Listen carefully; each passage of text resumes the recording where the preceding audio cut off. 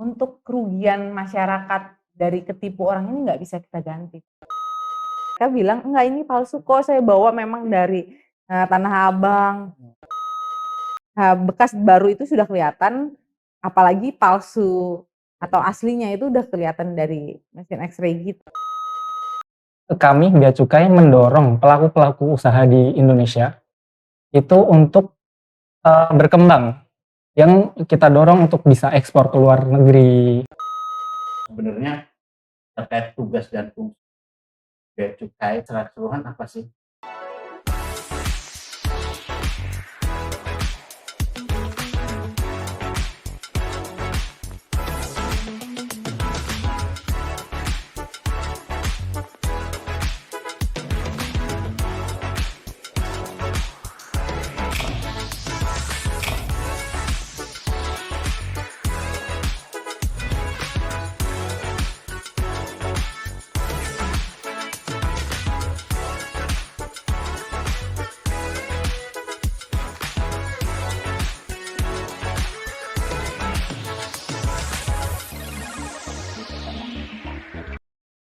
Hai sahabat AP1, welcome back to CFP Talk Podcast.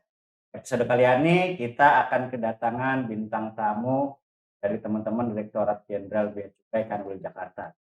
Langsung aja yuk kita kepoin yuk. Selamat pagi Mas Holis. Selamat pagi. Salam sehat selalu Mas Holis. Pagi, Pak. Sehat Mas Holis, Mas. Alhamdulillah sehat, Pak. Terima kasih sudah gabung di CFP Talk Podcast. Pertanyaan pertama, udah berapa lama gabung di? Alhamdulillah saya udah 5 tahun, Pak, di Bea Cukai. Oke, Sama 5 tahun. sama ya. Lebih tepatnya kami 5 tahun. Iya. Sama, Pak. Sudah 5 tahun, baru 5 tahun berarti ya? Baru, 5 ya, tahun. baru.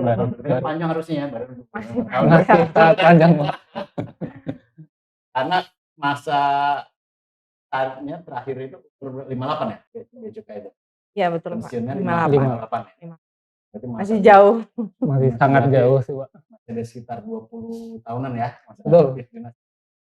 Teman-teman sahabat AP1 nih, apa yang tahu sebenarnya terkait tugas dan fungsi Bea Cukai, teman-teman Bea Cukai ini secara keseluruhan apa sih? Kita nggak ngomongin di bandara dulu ya, tapi secara keseluruhannya apa?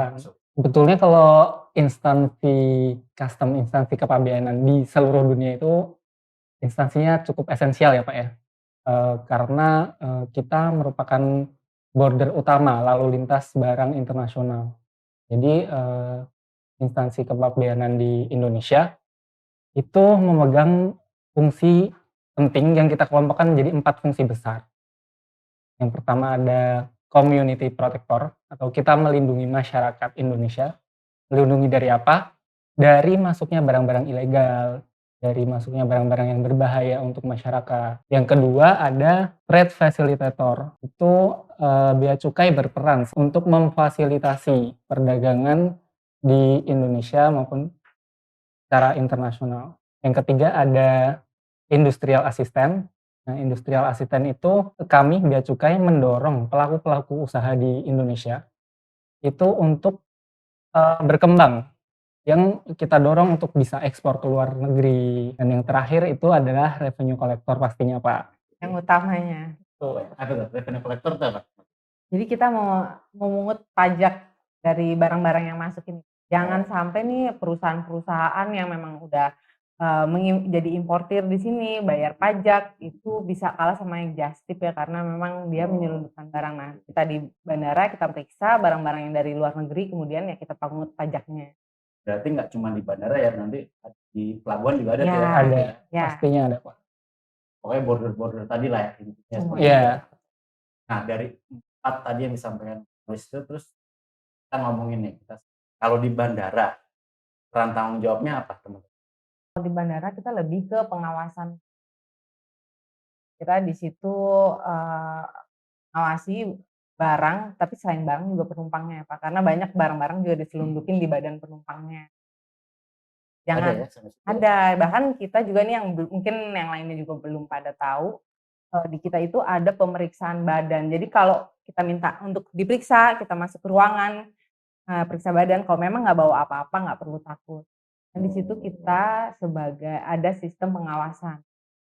Berarti ada suatu proses pemeriksaan nanti untuk di penumpang gitu ya. Ya, Betul. Penumpang yang itu berarti untuk yang datang khusus ya, ya. Iya. bukan yang berangkat. Kalau berangkat sih aman kali ya. Ya. Apa tetap? Berangkat juga ada Pak. Nah itu sinergi kita dengan aviation security malah. Jadi kalau misalnya ada biasanya nih kalau dari Indonesia itu binatang Pak yang di bawa keluar.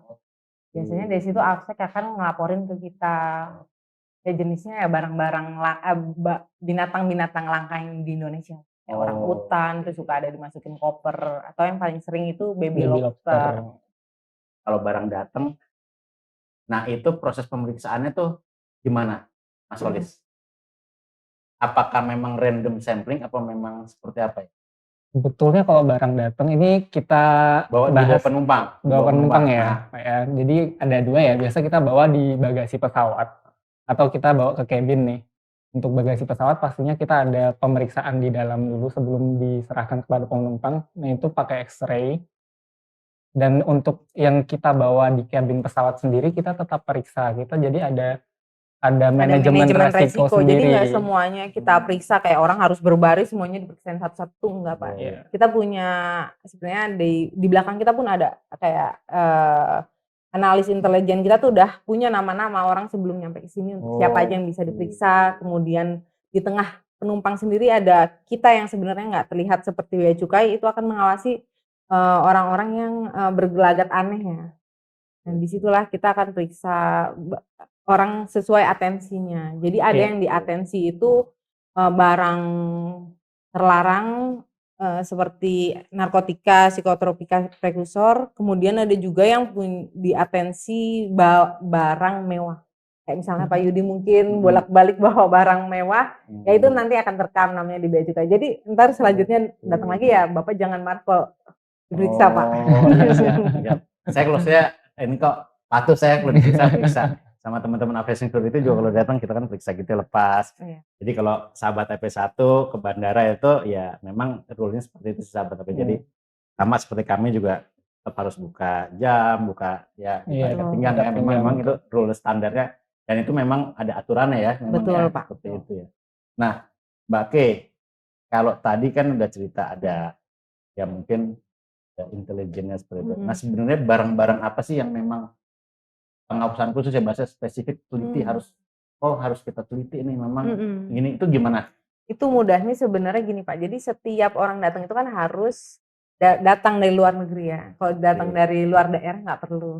Karena masih itu Indonesia ya. Iya masih di Indonesia.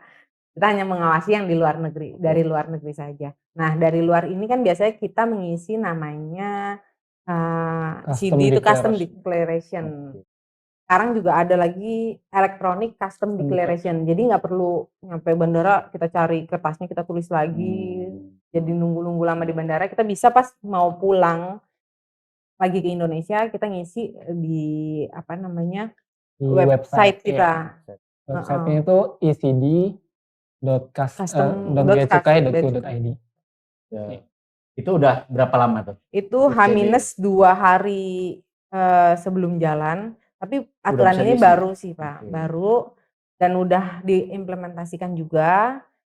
Para penumpang itu bisa mengisi 2 hari sebelum kedatangan. Nah di ECD ini ada barang-barang yang ditanyakan itu barang yang dilarang Pak. Kan deh awal ditanya bawa narkotika nggak, bawa alkohol lebih dari 1 liter atau tidak, kemudian bawa rokok lebih dari 200 butir atau tidak. Nah di situ udah sebenarnya jadinya orang tuh udah tahu apa aja yang dilarang gitu Pak. Berarti yang ada di kertas itu ya? Ya betul. Atau yang di elektroniknya itu Pak bisa. Kalau saya kan dulu kalau kita mau pergi ke luar negeri itu pasti yang saya ingat tuh satu bawa pulpen. Oh iya. Karena dibagi di pesawat. Iya. Ngantri kan? Betul. Bawa pulpen jadi bawa pulpen masing-masing udah. Tinggal isi dengan harapan nanti ngantrinya orang paling isi kita di paling depan. Iya. Karena gitu ya. di kita juga antriannya agak dibedakan sih Pak kalau yang udah isi sama belum. Jadi kalau misalnya emang udah lebih patuh nih ya lebih lancar lagi. Kan ini banyak pengguna jasa kita bandara ini ya. Dan sahabat AP1 salah satu bertanya tuh terkait jumlah batasan jenis barang yang boleh yang tanpa ada apa bahasa kita ngomongnya nggak ada tanpa penambahan biaya Iya Pajak kali ya, ya. biaya pajak gitu ya kita ngomongnya. Nah itu aturan pemerintahnya itu ada dasarnya nomor berapa itu? Kalau untuk pembatasan ya Pak, berarti ini Nah. kayak kita mau masuk terus biar nggak kena biaya masuk nih, kita bawa barangnya seberapa sih? Ya mungkin gitu ya, teman-teman sahabat AP1 tuh pengen tahu gitu. Itu diatur dalam Peraturan Menteri Keuangan itu nomor 203 garing PMK garing PMK titik 04 garing 2017. Nah itu tentang ekspor dan impor barang yang dibawa penumpang atau awak sarana pengangkut. Oke. Ya. Di situ nanti dijelaskan terkait penumpang itu boleh bawa apa saja dan apa saja sih barang yang dibatasi. Kemudian ada juga pembebasan. Jadi kita untuk penumpang biasa itu dibebaskan dengan nilai barangnya itu tidak melebihi 500 US dollar. Barangnya tidak lebih dari nilai Ya, yang Per dibawa orang. masuk ya per orang.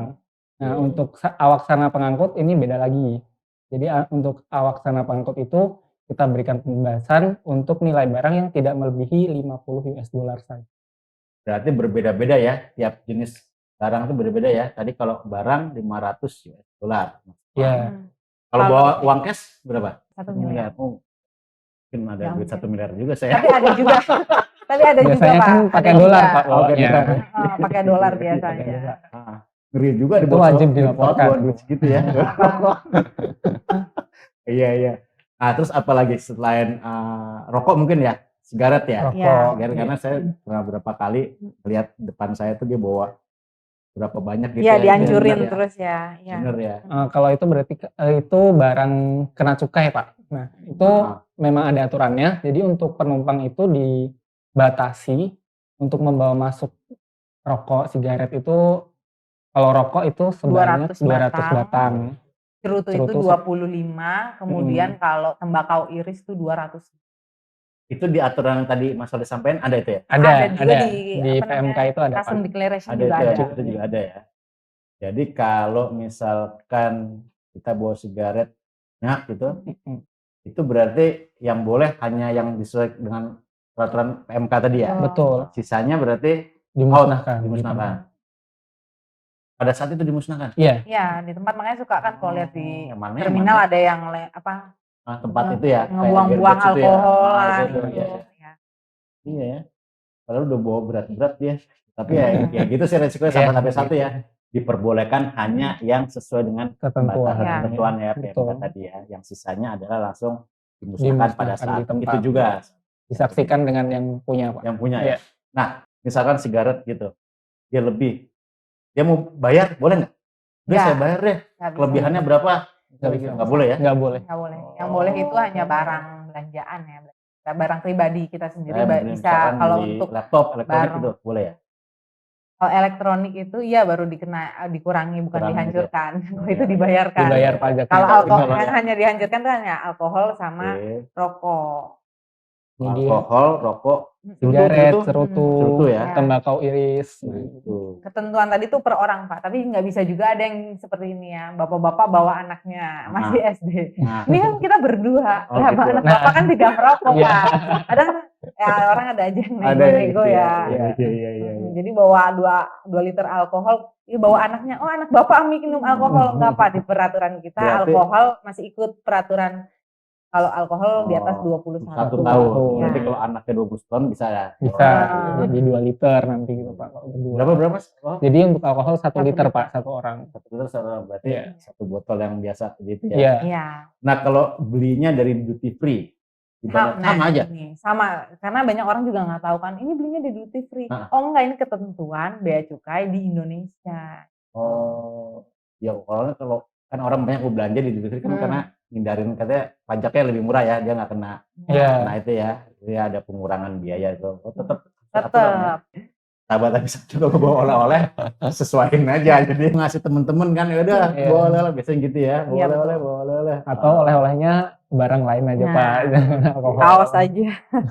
Kalau kaos oke ya, kaos gantungan tempelan kulkas gitu sih aman. Jadi kalau di kita itu dibagi 2 Pak, jadi personal use atau barang kita pribadi atau non personal use. Nah ini biasanya nih personal use barang-barang kita sendiri. Oke, siap. Kayak, nah yang satu lagi non personal use ini mungkin kita lebih kenal dengan Justipers kan, kayak barangnya ini yang dibawa kok banyak, baru semua.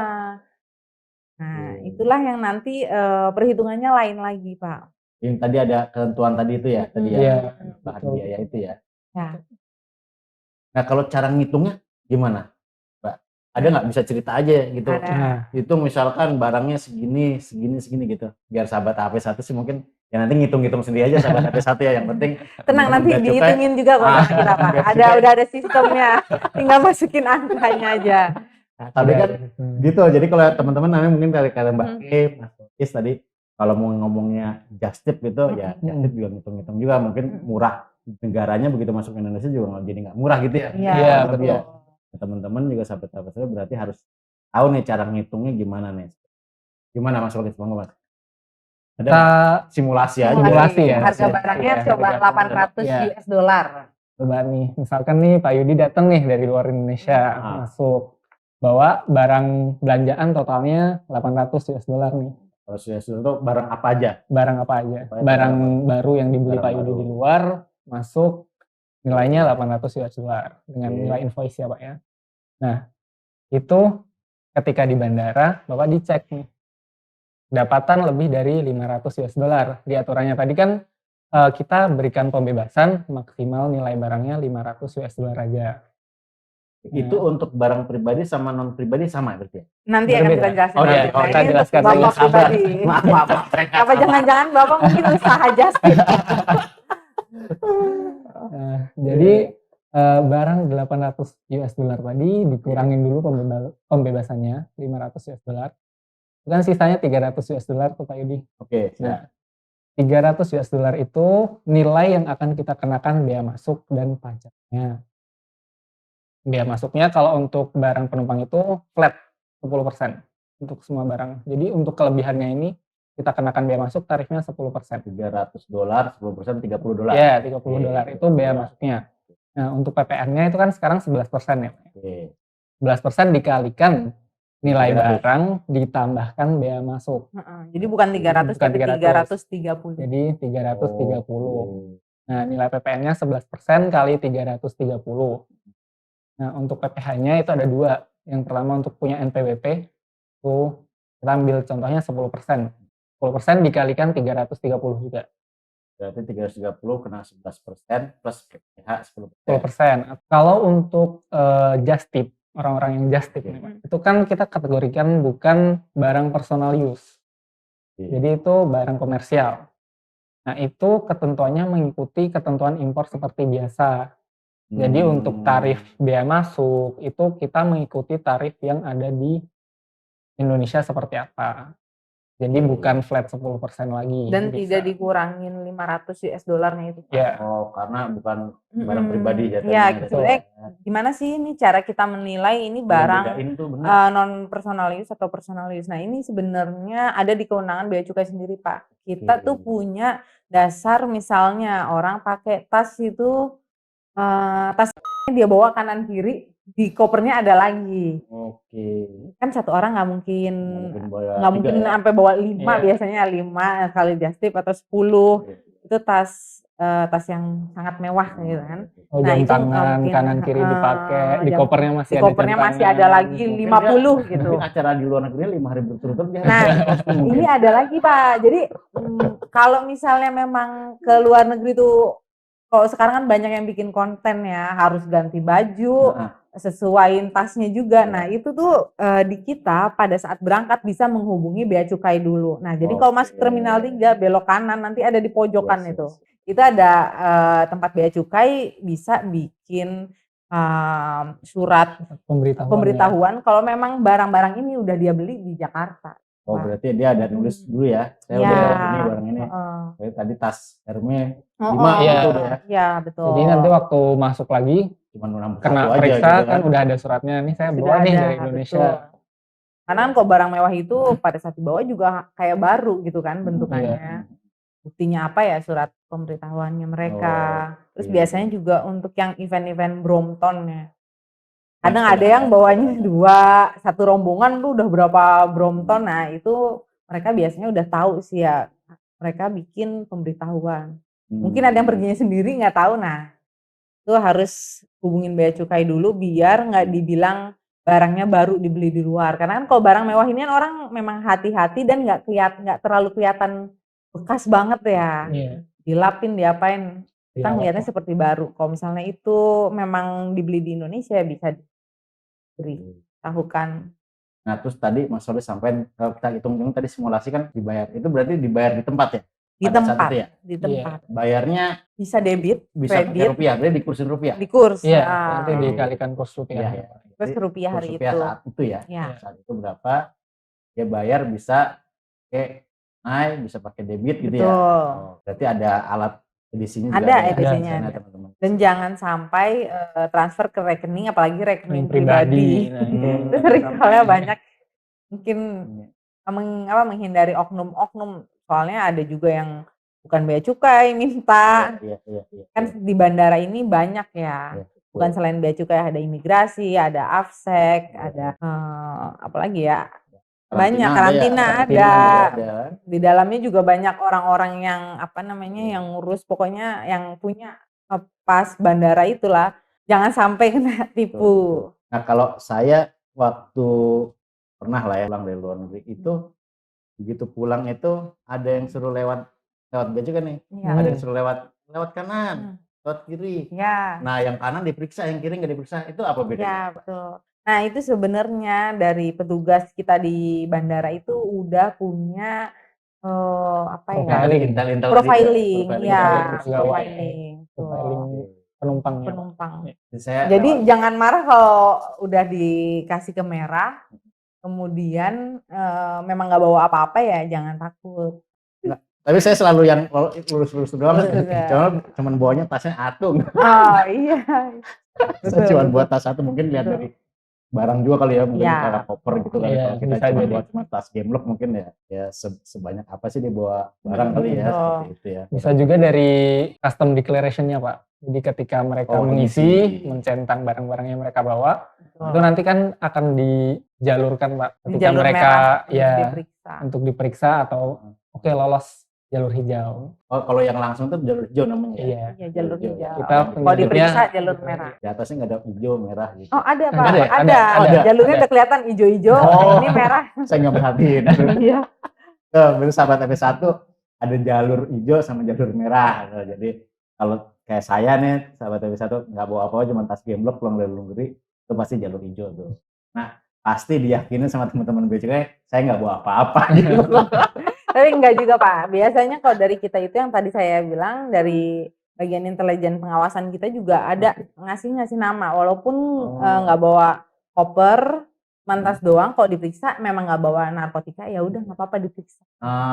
Iya. Jadi berarti ada random sampling juga lah ya? Ada. Ya ada. Pasti ada. Iya sih.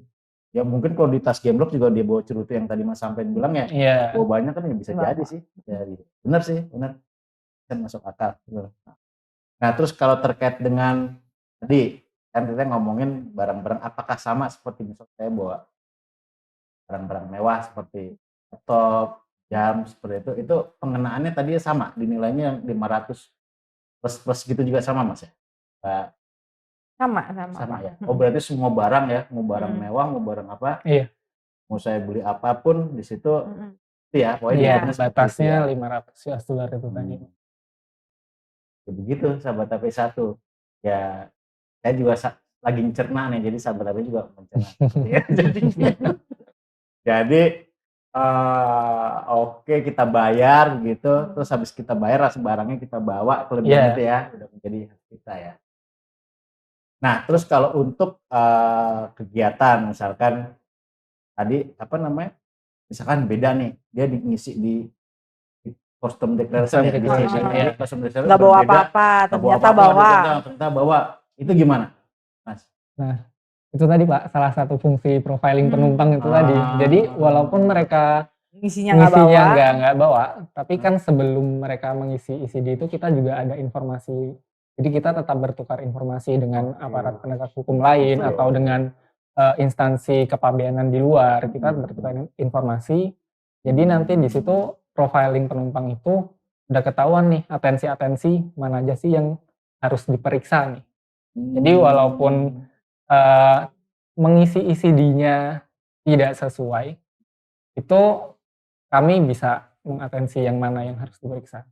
Tapi Pada ada kasus itu ada. sering emang selalu sering. orang Indonesia bilang nggak bawa apa-apa, pas diperiksa ya pasti ada. Nah kalau udah kayak gitu kita juga nggak ngehukum gitu, nggak suruh push up nggak sih Pak, cuma ya bayar aja. Nah ini satu pesan lagi nih Pak, kadang-kadang orang bilang pada saat ditanya ini harganya berapa Bu, ya segitu gitu.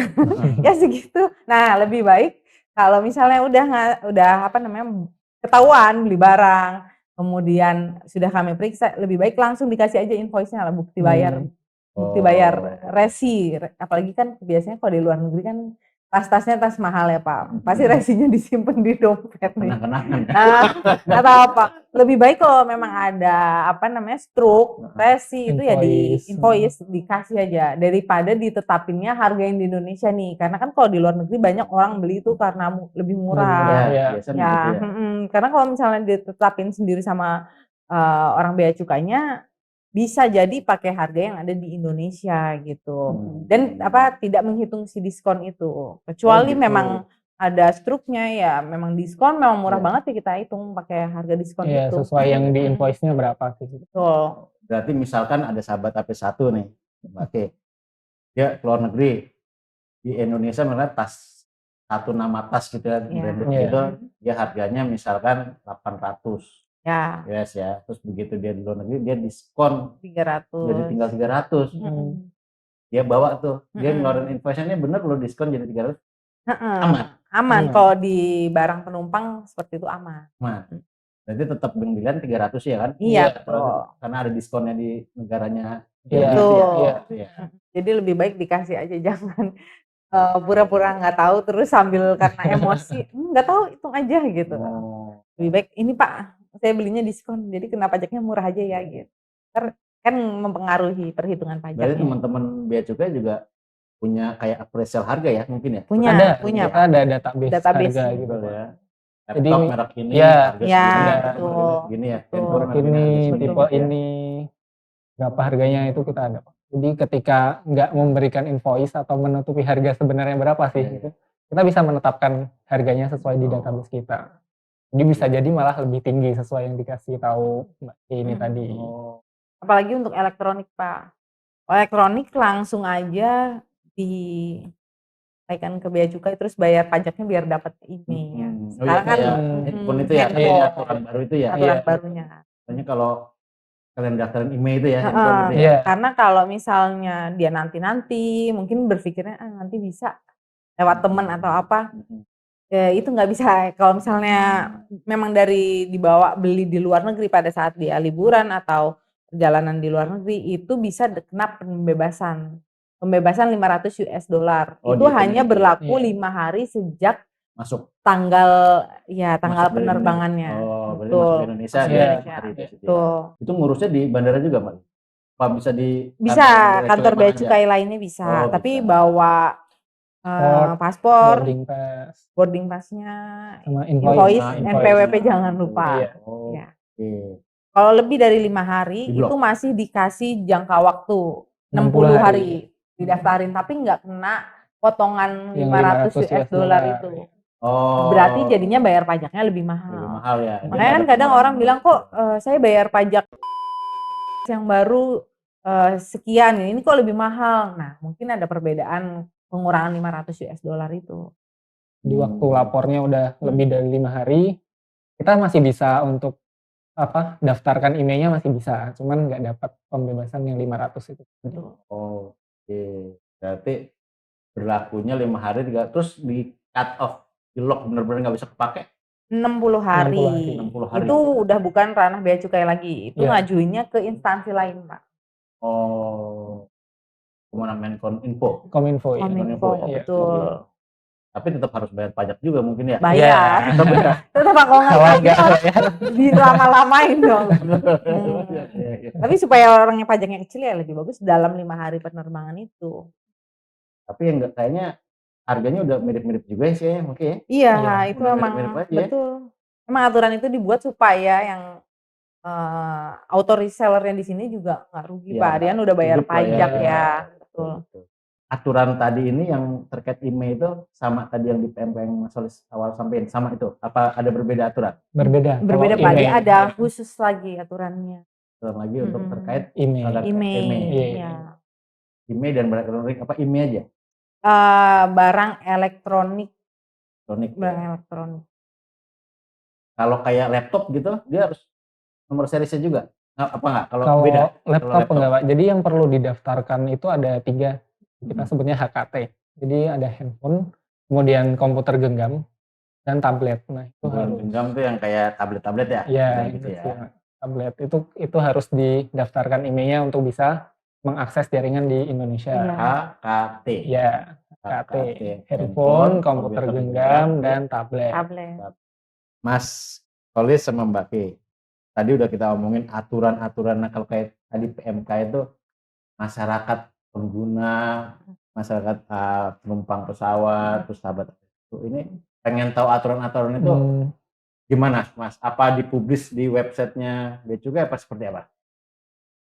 Ada untuk aturannya ada di ini Pak, di sosial media pasti ada. Kita pasti update setiap ada aturan-aturan baru itu di Twitter, Facebook, Instagram, bahkan TikTok. Website juga ada. Jadi kalau mau tahu tentang spesifik misalnya tentang HP aja atau apa aja ya tinggal di googling aja. IMEI misalnya Bea Cukai, nah keluar itu. Oh di Instagram. Di website-nya juga ada. Di website ada. Ya.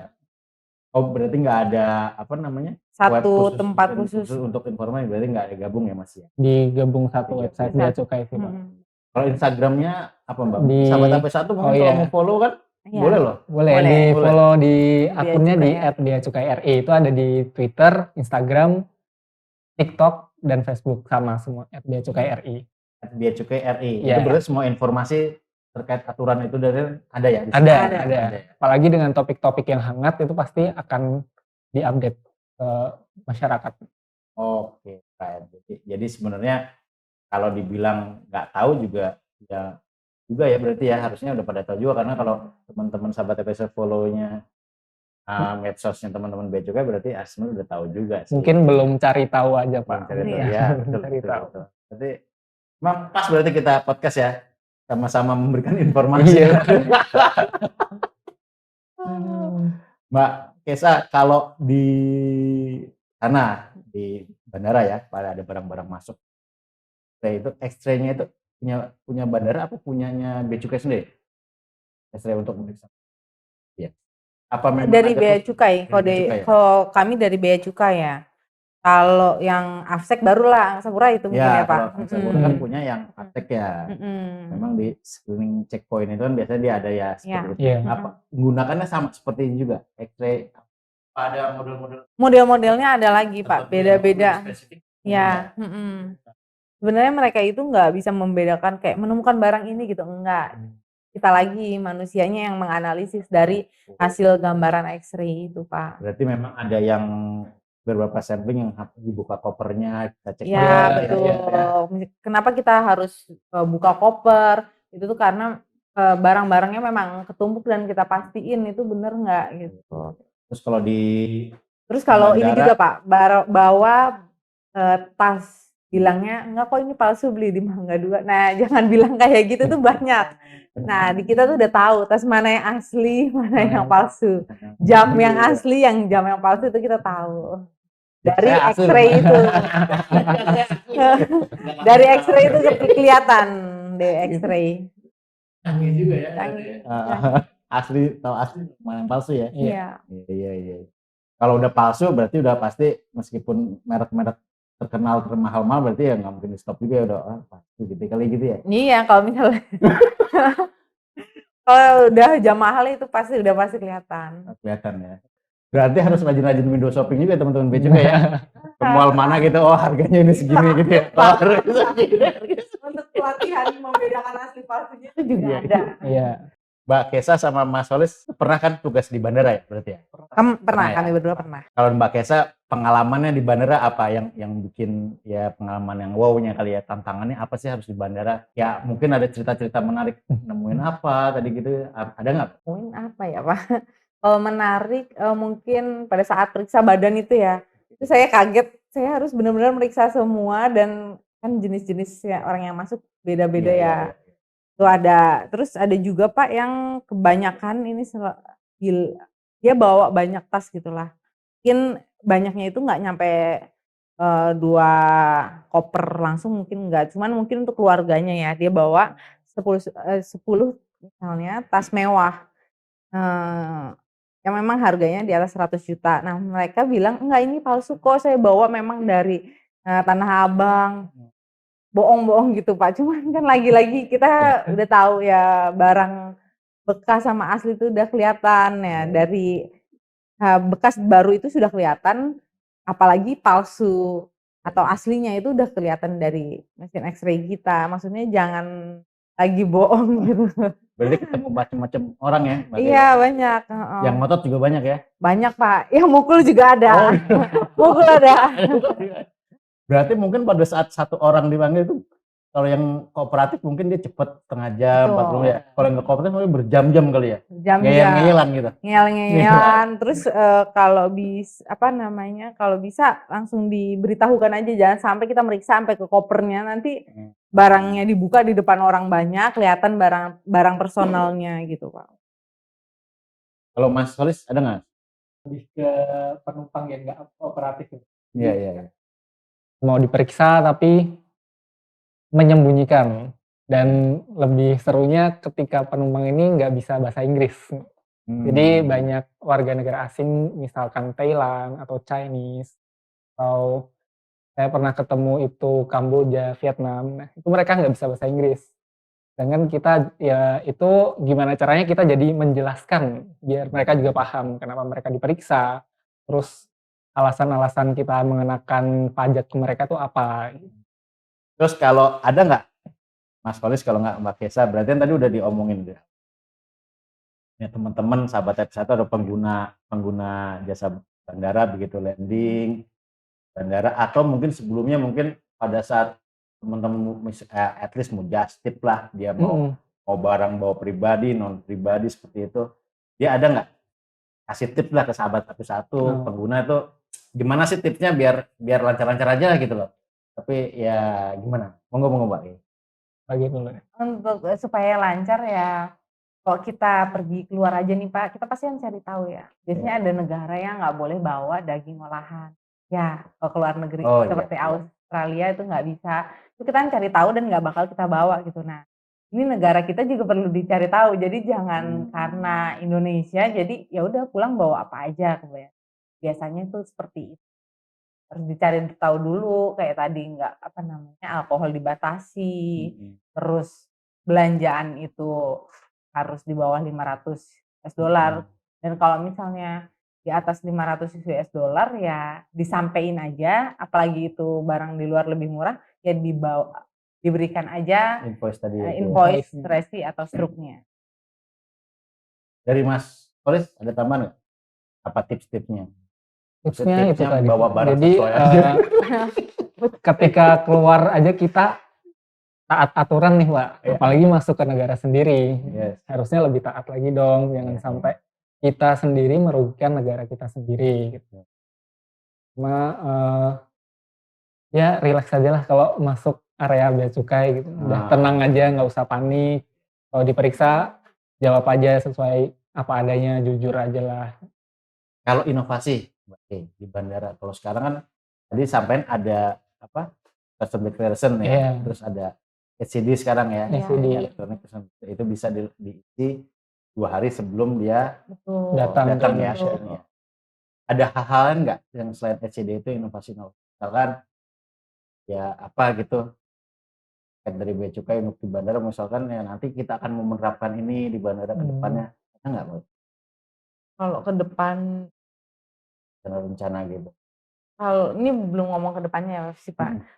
Di sistem kami ini kan biasanya kalau setiap kementerian itu punya sistemnya masing-masing gitu ya Pak. Nah tapi kalau sekarang ini, semua data itu bisa terintegrasi data kita itu ada dari data-data kementerian lain.